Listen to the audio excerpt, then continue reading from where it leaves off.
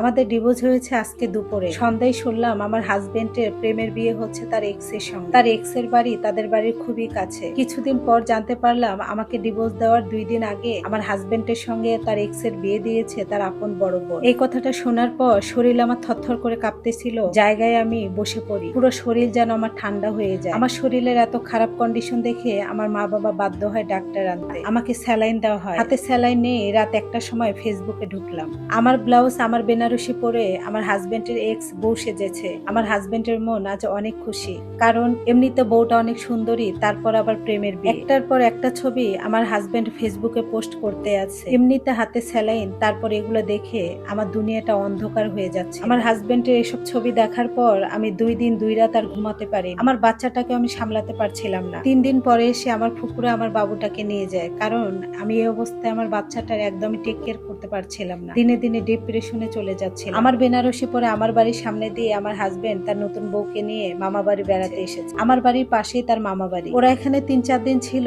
কিন্তু আমার ফ্যামিলি কোনোভাবে আমাকে জানতে দেয়নি যে ওরা এখানে ঘুরতে এসেছে। আমি যে কতদিন খাইনি, কত রাত ঘুমাইনি, কতদিন গোসল করিনি আমি বলতে পারবো। আমি শুধু এটা ভাবতাম আমার সাজানো গোছানো সংসার অন্য একটা মেয়ে এসে ভোগ করতেছে। এটা ভেবে ভেবে আমি প্রতি রাত্রে কান্না করতাম আর অসুস্থ হয়ে পড়তাম। আমার স্বামীর পাশে অন্য কেউ ঘুমায়, আমার স্বামীর শরীরের গন্ধ অন্য কেউ নেয়, আমার স্বামীকে অন্য কেউ জড়িয়ে ধরে। এগুলো ভাবতে ভাবতে দিন দিন শরীরটা আরো বেশি অসুস্থ হয়ে যাচ্ছিল। আমাকে দেখলে এখন মনে হয় আমি 50-60 বছর একটা মহিলা। জানো আপু, যত রাত বাড়তো তত আমার ফুপিয়ে ফুপিয়ে কান্না আসতো। এই যেন আমার স্বামী কাউকে বউ বলছে, এই যেন আমার স্বামী কাউকে জড়িয়ে ধরছে, আমার স্বামীর বুকে মাথা রেখে অন্য কেউ ঘুমাচ্ছে, এই যেন আমার স্বামী কাউকে আদর করছে, এই যেন আমার স্বামীকে কেউ স্বামী বলে জড়িয়ে ধরতেছে। এগুলা যে কি পরিমাণে কষ্ট আমি কিভাবে বুঝাবো। চেহারার যে কি অবস্থা হয়েছে আমি নিজেই বলতে পারি না। আয়নার দিকে তাকালে আমার নিজের চেহারা দেখে আমি নিজেই ভয় পাই। দিন দিন আরো চিকন হয়ে যাচ্ছি, চুলগুলো কেমন জানি উস্কো খুস্কো হয়েছে। শেষ যে আমি কবে ঘুমিয়েছি ঠিক আমার মনেও পড়ে না। আমার ফ্যামিলি, আত্মীয় স্বজন, আশেপাশের মানুষ সবাই আমাকে অনেক হেল্প করেছে। সবাই আমাকে প্রতিনিয়ত বোঝাতো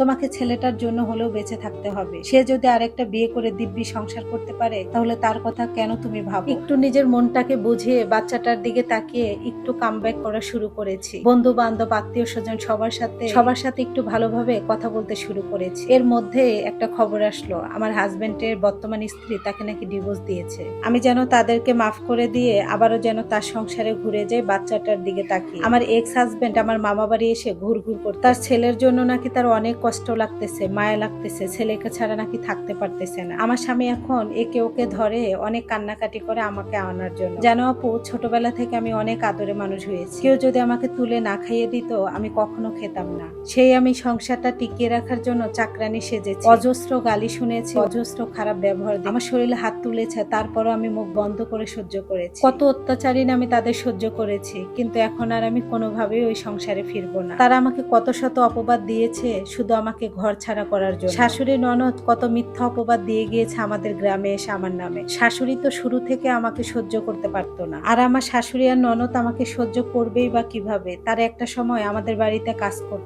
আমাদের বাড়িতে কাজ করেই তাদের সংসার চলত। আমার শাশুড়ি ননদের আমার স্বামীর এত স্বাদের বউ, যার জন্য আমাকে হাজারো অপবাদ কলঙ্ক দিয়েছে, সেই বই নাকি তাদের টাকা পয়সা নিয়ে রাত্রে ভেগে গিয়েছে। আর এই কথাটা শুনে একটু আমার খুশি লেগেছিল। দীর্ঘ 5 মাস পর আমার এক্স হাজবেন্ড এসেছে আমার ছেলেটাকে দেখার জন্য। আমি দেখতে দেইনি। যে 5-6 মাস না দেখে থাকতে পেরেছে সে সারা জীবন থাকতে পারবে। আমার ছেলে আর আমি এখন অনেক ভালো আছি। আমার বাচ্চাটা নানা নানি মামা মামি সবাই তাকে চোখের মনি করে রেখেছে। শুধু আমার একটাই স্বপ্ন, আমার সোনাটাকে বড় করার। আমার বাচ্চার জন্য অনেক বেশি দোয়া করবেন। আমার বাচ্চাটা যেন ওর বাবা দাদাদের মতো না হয়, আমার মনের মতো করে মানুষ করতে পারি। আমার বাবা মার উপরে ডিপেন্ড করে শুধু আমি নাই, আমি একটা ভালো কোম্পানিতে জব নিয়েছি, আর এখন আমি আর আমার ছেলে অনেক বেশি ভালো আছি। সে বারবারই আমাকে সংসারে ফিরিয়ে নিয়ে যেতে চেয়েছে, কিন্তু আমি আর ফিরে যাইনি। কেউ ভুল করলে তাকে ক্ষমা করা যায়, কিন্তু কেউ যদি বেইমানি করে, স্ত্রী থাকার পর অন্য নারীকে ভালো লাগে, ওই রকম কাপুরুষের সাথে সংসার করা চাই, বাচ্চা নিয়ে একাকিত্ব বেঁচে নেওয়াটা অনেক বেশি ভালো। তাই আমি আর তার সংসার ফিরে যাই। তার প্রতি ঘৃণাটা